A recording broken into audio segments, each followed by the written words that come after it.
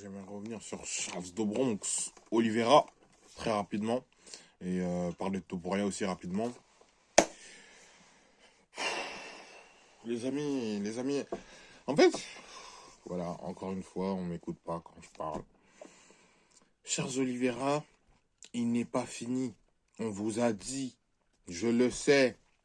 Nous le savons, les gens qui suivent vraiment le MMA savent que Charles Oliveira n'est pas fini. Il est tombé sur plus fort que lui. Dernièrement, c'est Ilia Topuria.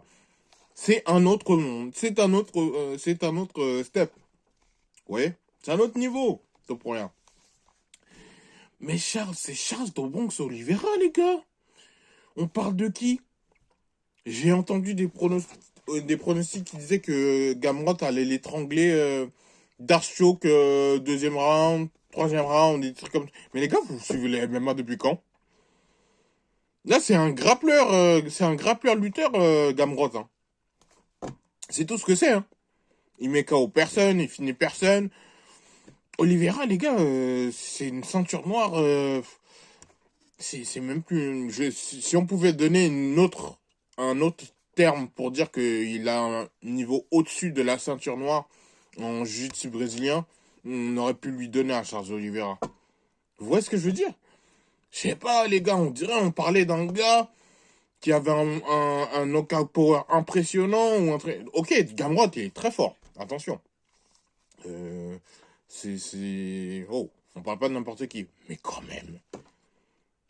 Et quand même. Gamrot, il va étrangler Oliveira, Charles de Bronx Oliveira. Je vous rappelle, pour rappel, que il a même donné du mal à Makhachev. Pour ceux qui ont regardé le combat en entier, allez voir, il y a un petit moment, il y a une petite séquence. Makhachev, il a du mal, frérot. Avant qu'il se fasse soumettre, il a eu un peu de mal. Et pour reparler de Topuria, et les gars, Topuria, mine de rien, les gens peut-être vont comprendre que c'est pas une fraude. Hein, peut-être. Parce que quand je vois les dernières victoires de Volkanovski, Max Holloway et Oliveira, hein, pour des gens qui sont prêts à partir à la retraite, excusez-moi, c'est plutôt pas mal. Hein, on est sur quelque chose de bon.